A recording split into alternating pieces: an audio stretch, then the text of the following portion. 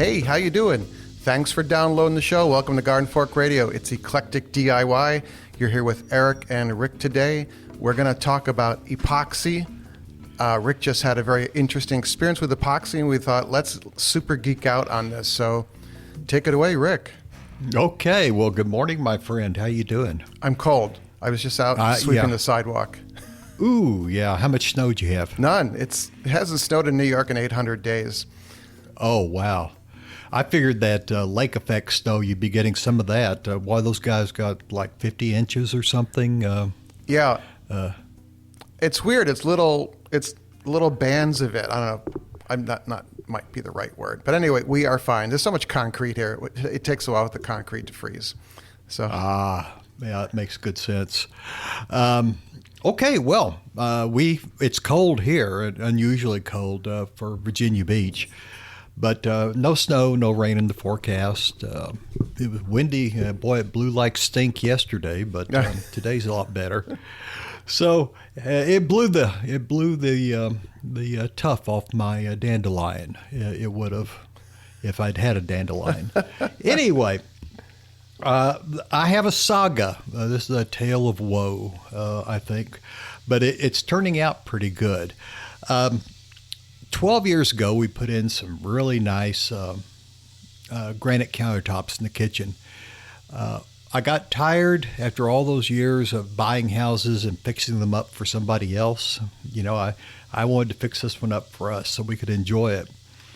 But the standard back then was to cut a slit on the bottom of the granite right in front of the sink, you know, that little narrow, maybe 2-inch wide piece of stone, right? Because it's so fragile there. And they cut a slit in it, and they epoxy in a steel bar.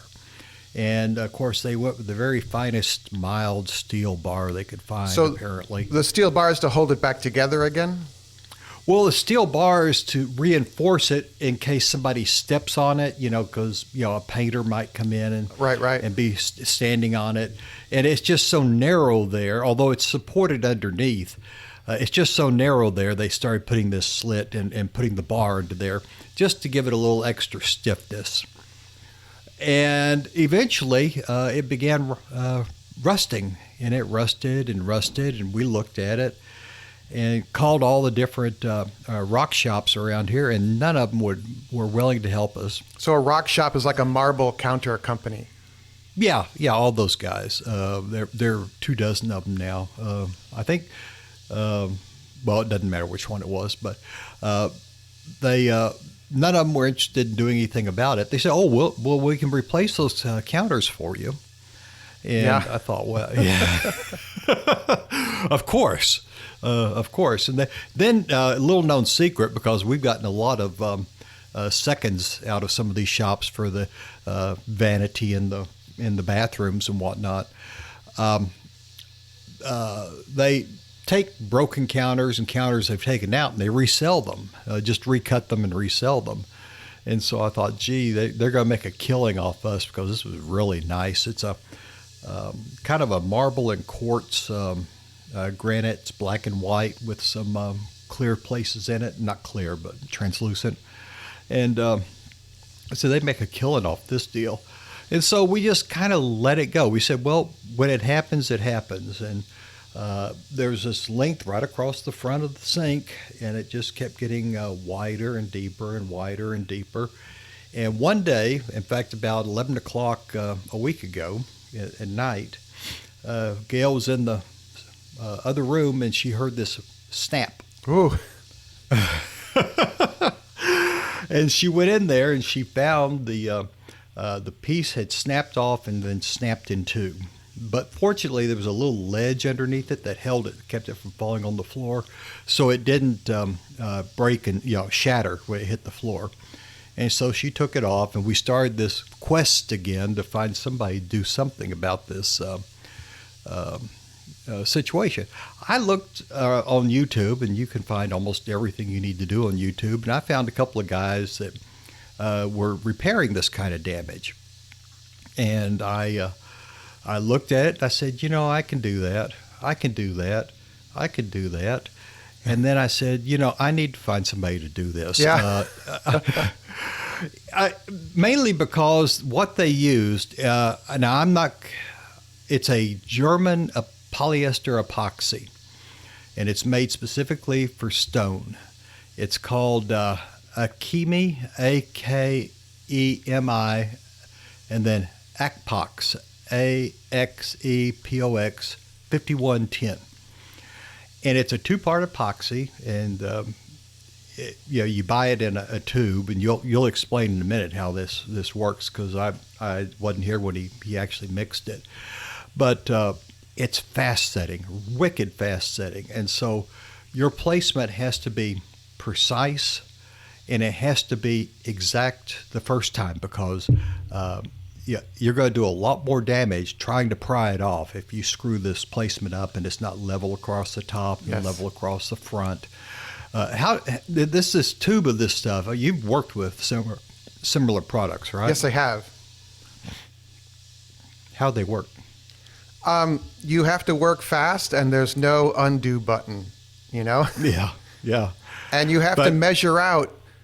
I wouldn't say super precise amounts, but if it says use 3-to-1, 3 parts epoxy to 1 part hardener, you got to get that pretty right. If you put in too much or too little hardener, either it won't dry or it dries too fast, and the strength that you're looking for in that glue is not there. Yeah. Now, this particular product came out of a caulking tube that way, already mixed. Yep. And I didn't understand that at all. Well, in the caulk tube itself, there are actually two separate. I'm blanking on the word. Basically, instead of the caulk just filling the whole caulk gun, the caulk tube is basically divided with a piece of plastic. And on one side of the caulk tube is the epoxy, on the other side is the hardener. And when you put that in your caulk gun and you start to press it out, the tip of that kind of tube of caulk, actually the two materials come out next to each other and then go through what looks like a turbine or swirly, basically a bunch of swirly plastic. And what that does is it mixes the epoxy and the hardener in the right amounts, and then it comes out the tip as your pre-mixed epoxy that's ready to go. And that's really nice, because otherwise you have to you squeeze out some of the epoxy, squeeze out some of the hardener, hope you got it right, mix it together on a piece of cardboard or a piece of junk tile or something, and then apply it with something that you're going to throw out, because once you get epoxy on something, you can't use it again. So I buy like $1 plastic spatulas and stuff like that. Oh, I'm sure. Yeah. This was made more difficult because you're working on a vertical surface. And so the crack is vertical, and so it tends to run and drip, and trying to apply something to a rough surface with a spatula, whatever, that could be pretty messy. But we found a guy, and he is an absolute wonder. His name's Clay. He's from Peru, of all things. Came here when he was 18. He's much older now.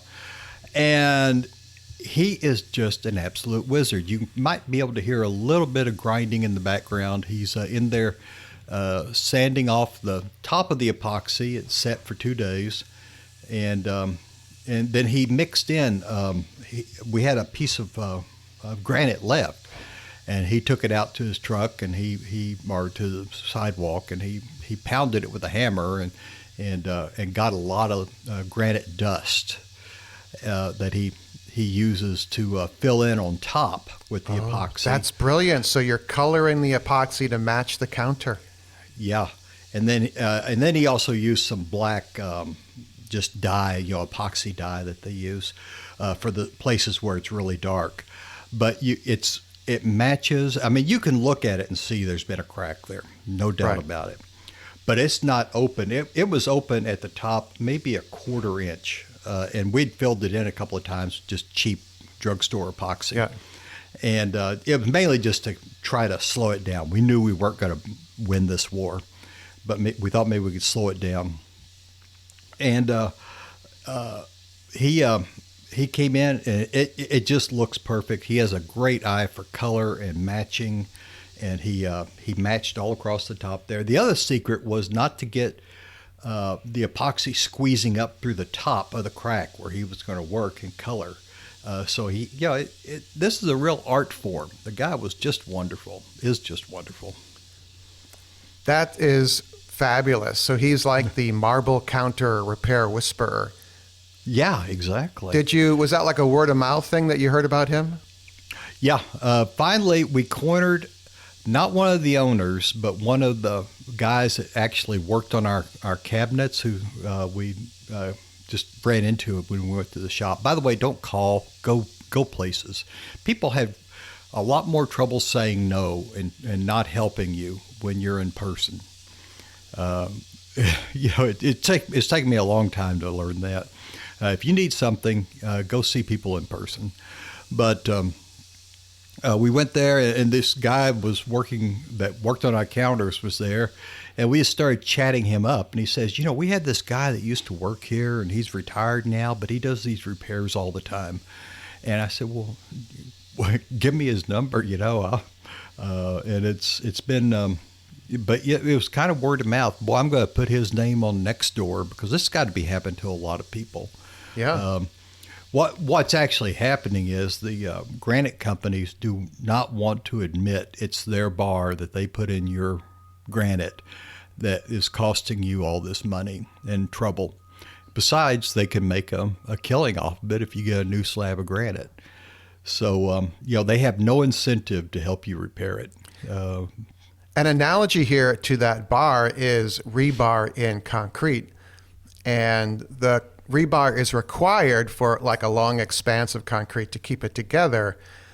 But the problem is the rebar rusts because concrete, I believe concrete will absorb water. I could be wrong about that. And so then the rebar starts to deteriorate. And that's why people are always tearing up a cement sidewalk and having to relay it because the rebar that's in there has helped, but also has hurt. And they're actually coming out now with a kind of rebar that is strong, but does not deteriorate. So that's interesting. Yeah. On YouTube, do you ever watch Practical Engineering? Guy's name is Grady. He's amazing. Yeah, he is amazing. I love engineers, all the cool stuff they do and the way they think about things. And he's helped me rethink a lot of what I think about the physical world, the way the world's done. And he talked about this issue and demonstrated a couple of times. And he was using an epoxy coated rebar. Yes. And that seemed to work pretty well. But now, they have all these special mats that they can put in. And you see this a lot in road construction here because we tend to have these quick thaw heat cycles or freeze thaw cycles. Yeah. And we pop the tops off of our roads really easily here. And they've been putting down this mat that is like helps to avoid it. Yeah, it looks like a swimming pool cover or something, but yeah, it's a little porous, but boy, is it strong, and it's dimensionally stable. Going left and right and back and forth, sort of. Yeah, however you want to talk about that. I saw a similar product. There's these people I watch in Portugal. Well, and they are, of course, I'm blanking on their name now, but they were tiling their bathroom and they laid down this orange checkerboard. It looked like a plasticky kind of material. And then they laid down I think it's called a float coat. It's the leveling. And then the tile with the cement stuff. The cement stuff. I think they call it mortar. The grout, tile grout. Grout. But anyway, again, another use of a newer material. But Grady at Practical Engineering, he does topical things like the container ship that smashed into the bridge. Was it in Baltimore that happened? Baltimore, yeah. And so he did at least one episode on bridges and how they are strengthened and the weaknesses of bridges related to that. And then he also did a long-term project. He lives in Texas, and I don't know if it's the State Department of Public Works or the county, but they invited him to document the laying of a new sewer line. There was a town that was expanding, and so they had to extend the sewer. And just all the stuff that is involved in putting that pipe in and connecting it to a pumping station. And it's like 5 videos, and he's got a drone out there, and it's very cool. I like that. Yeah, and it was more than just laying the line. It was they put in a second pumping station as well. Yes. And that I saw that, and it was just fascinating how much trouble when you say you complain about road work, or you complain about the pace of engineering projects, whether it's building a house or building a business building, steel structure, or whatever. You watch these videos and you begin to understand why it takes so long and why it's so expensive to do, because to do it right is profoundly expensive, both in time and in money. I like his video on flyovers on highways. Apparently, Texas has the largest number of flyovers in the country, and how they work, why they're designed that way, how they design them. What's a flyover? On the road where you want to change directions 90 degrees. And instead of having an intersection, because they're on a freeway, you get off and you don't want to dig up all that land under the flyover, so you go up on top and around. Oh, okay. And, it makes a clover leaf, but it's kind of in the air. Yep. And there's one near Houston, I think it is, or San Antonio, that is a 5-level flyover. And you're way up in the air on that top one. Yeah. But just and how they figure it out. The more I watch that, the more I wish, I wish I had engineering skills, because I think they're some of the greatest people in the world. Yeah, they can be difficult to live with, though, because they want to engineer everything. Oh, yeah. I'm sure that's true. I know my little brother put up a sign for his business when he moved to Florida. And it was just a cheap metal sign and had vinyl graphics on the front of it. And one of the neighbors that he has, he got to help put it up, because it's kind of unwieldy, was an engineer. And my brother just wanted to take sheet metal screws and just, zip, zip, zip, zip into the frame on the back. But this engineer, it took 2 days to put this sign up, because it is up there forever now. I have a family member who is an engineer, and I will not do any projects with them. I'm sure. Because they were going to help me with a project on the little house upstate, which is a wooden house that is now 80 years old. And it's on a cinder block foundation with cracks all over the place. So nothing is plumb or square. And They were insisting on this whole thing being plumb and square. And I'm like, it's just not worth it, And they'd made it take a lot longer than it should have. And I'm like, okay, you're not working any projects here. And then when they come over now, they're like, hey, do you need help with anything? I'm like, no, we're good. Yeah. Let's rake leaves, Oh, they'd be out there designing a better rake. Yeah. I wanted to swing back to epoxies for a minute. Actually, the most common epoxy you might run across in a hardware store is called JB Weld. Yes. And it's been around for ages. It has saved many a shade tree mechanic while working on a vehicle. It can glue plastic. It can glue a radiator. There's a hole in a radiator. And it's literally, it looks like 2 small toothpaste tubes, and one is black and one is red. And you just squeeze out equal amounts on a piece of cardboard, or a piece of junk wood or something, and mix it together. And that's your epoxy. And a lot of times it would work, because like the sides or the top and the bottom of a radiator now are now plastic rather than metal. Right. And so that's even easy. If you have a crack in that and you're in the middle of nowhere, you can just go get some JB Weld and paste it in there.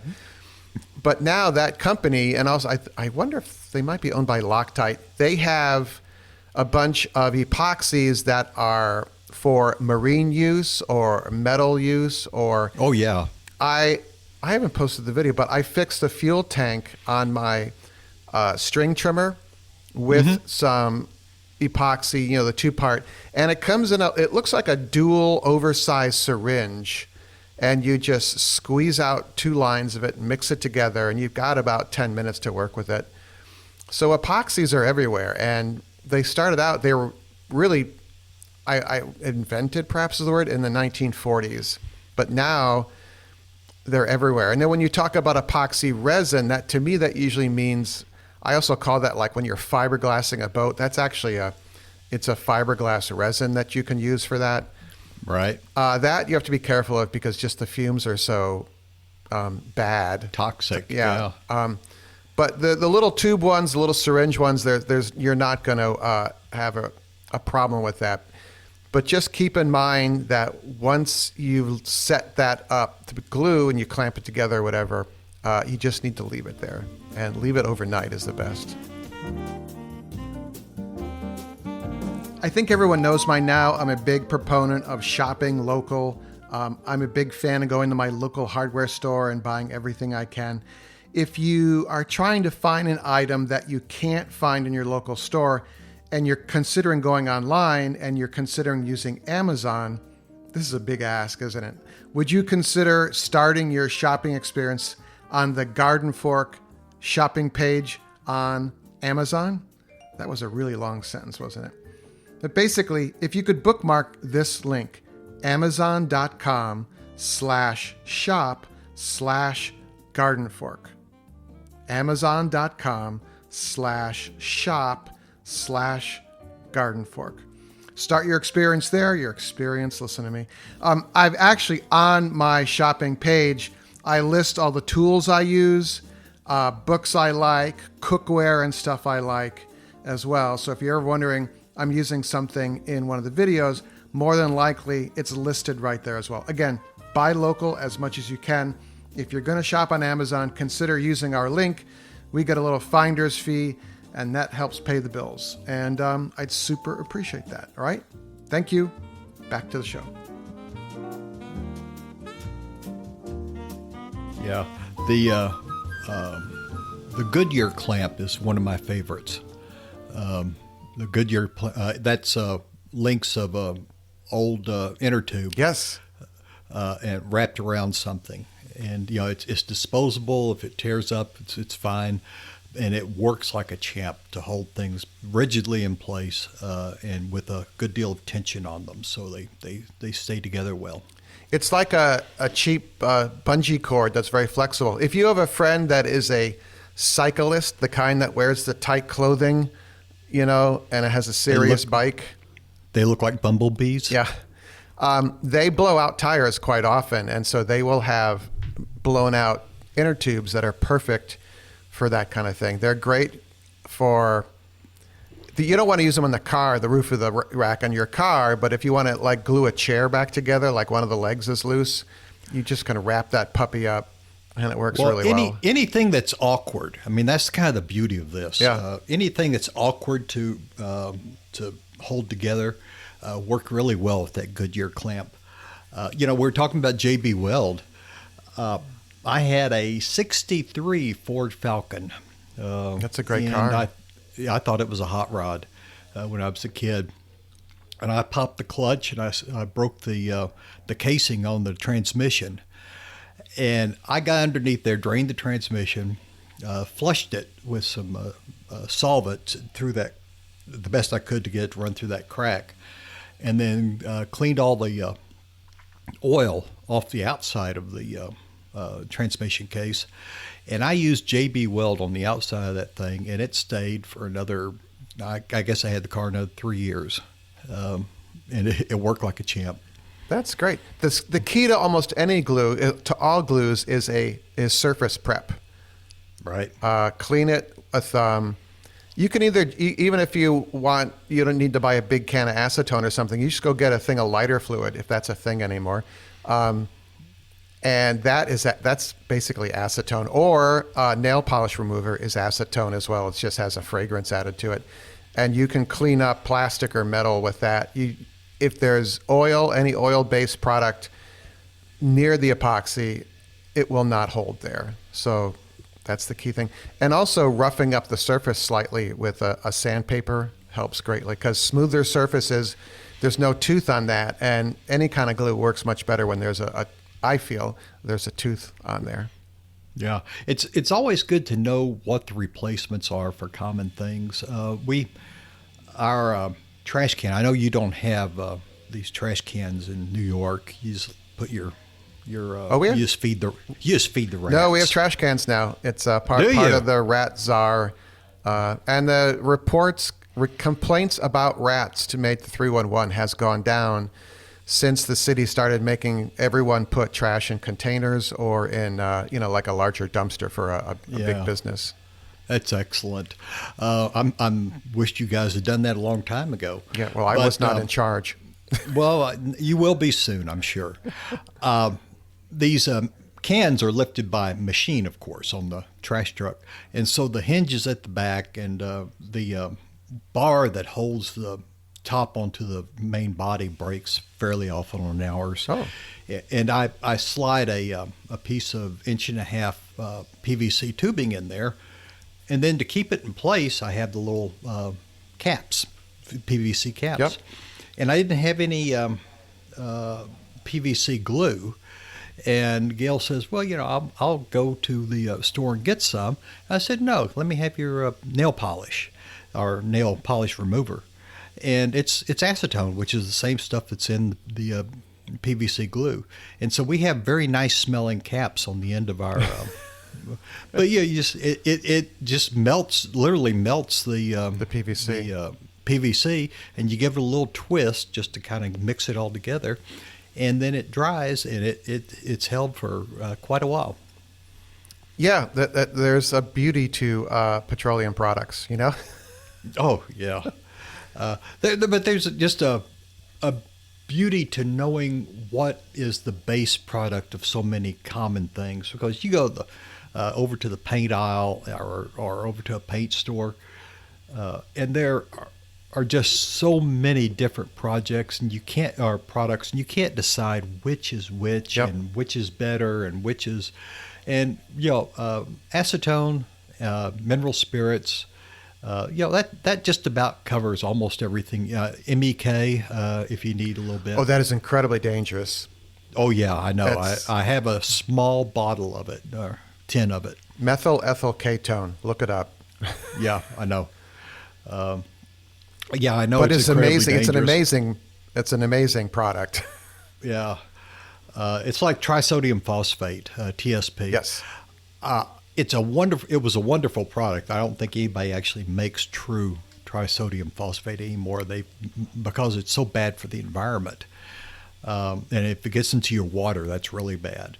And so they've made a different formulation somehow, and it's still listed as TSP. TSP free is the brand name. Yeah, but it works just as well. I know my father-in-law died many years ago. Was a farmer, and he threw a fit every time the EPA would ban something he was using on the farm, and he'd go out and buy cases of it to put in the barn. And we think essentially that's what killed him in the end. That exposure. Yeah, he would. There was a particular herbicide that's really nasty, and I forget what it was. And he would use it. It was granular, and he would just reach into the bucket when he was plowing and throw it down by hand without a glove. And sure enough, it got his kidneys. He got cancer in both of them just almost at the same time. Yeah, gloves help. Gloves help. I mean, a little bit of protection. Eye protection, gloves. You wear chaps when you chainsaw. Yeah, chainsaw, which I would need definitely. Oh, so. By the way, the trisodium phosphate is I don't know if it's still available, but it is used to clean walls before you paint them. And it works amazingly. I had to paint a tin ceiling in a kitchen, and it had this kind of brown yellow color, and I thought that was the color of the paint. And then we used TSP-free on it with a big sponge and a bucket, and we plasticed everything. And the before and after was phenomenal. Actually, the tile was, the tin was white, but it had darkened with vegetable oil and I believe nicotine from cigarette smoke. But it does clean, and it's amazing. And then after you clean that, you can paint it again. Yeah. I bet they didn't even want it painted after you cleaned it. So, look, I have a before and after perfect. photo somewhere if I can find it. Yeah. It's amazing. Yeah. Speaking of photos, I will send you a few photos of this project we're doing with the granite, and you can put them on the website or in Patreon or something if people want to go and look. Yeah, I'm actually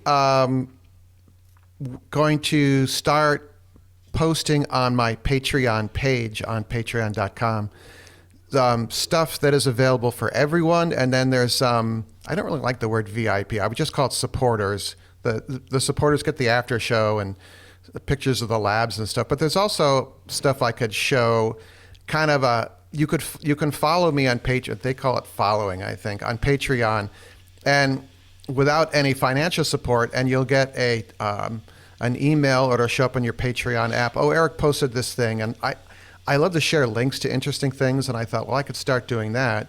With the idea is if you like Patreon and you like what I'm doing, okay, let's throw Eric a cup of coffee a month. And since you're already signed up to that platform, it's even easier. So I'm going to start posting some public-facing things. Is that the word? Yeah. It's like I think Facebook. so. Instead of making it just for your friends, you post it as public. Yeah. So. I am becoming more and more leery every day of social media outfits and their algorithms. Yeah. They're just frightening.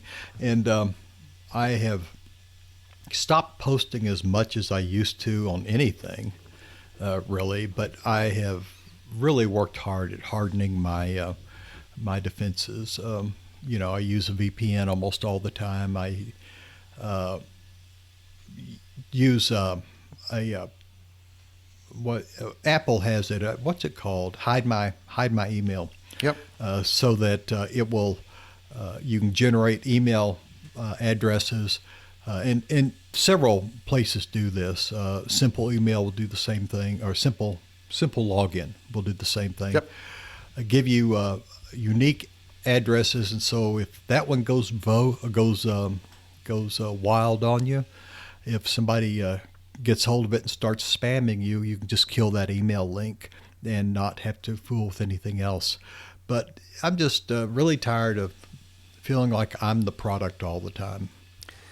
That's actually a very interesting phrase. Well, we could talk about that more in another show, but basically that's kind of what I'm reading the technology articles in the major publications are, that these social platforms, we are not the customer, we are the product, and the customers are advertisers. Right. So right. Sad. Anyway, it's sad. Yeah. That's they have you tried the new app? What is it? Blue Sky. I signed up for an account just because I want to try it, but I wanted to make sure I got Garden Fork before somebody else did. Yeah. I'm thinking about trying Blue Skies. A lot of people are liking it. So far, it does not have any of the negative effects that have taken over Z, X, whatever it is. Yeah. I'd say Z. But all right. All right. Well, all right. I'm rambling. We should go do something else. Well, I just want to end on a high note. Oh. Okay. Well, the dogs are healthy. They're great. I am posting a video today where I glue. Actually, speaking of glue, I glued the rubber sole of my sneaker back onto the leather upper, I guess is what it's called.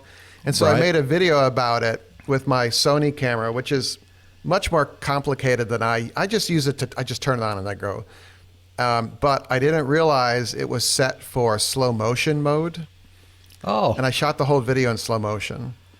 So when you shoot in slow motion, at least on this camera, it doesn't record any audio.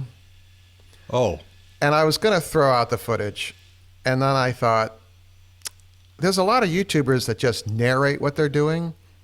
yes. So I narrate the video, some of which I kept in slow motion, and some of it I revved up to regular speed. And Spiker and Andy are a great presence there. You can see Spiker licking me in slow motion, and it's kind of fun because just giving me a nice kiss. So Yeah. My pups are doing good. Bhutan and Mr. Darcy, and they're enjoying being in the house and being warm and not being outside. They're both getting older now, so yeah, they make you smile. They get stiff. Yeah. Oh, I love dogs. Too bad I have to mess with people all the time, but I love dogs. All right, that is on a positive point. So go to youtube.com/gardenfork. And that should be up by the end of the day. And this podcast should be up by the end of the day as well. All right. Thank you, Rick. We're going to stick around for the after show. And we're going to talk about my recent fascination with space and rockets and things like that. So. Oh, wow. Well, I look forward to that. All right, everyone. Go out and do cool stuff and make it a great day. Thanks a lot. Thanks again for listening. See you. Garden Fork Radio is produced by Garden Fork Media LLC in Brooklyn, New York. The music in the show is licensed from audioblocks.com and uniquetracks.com.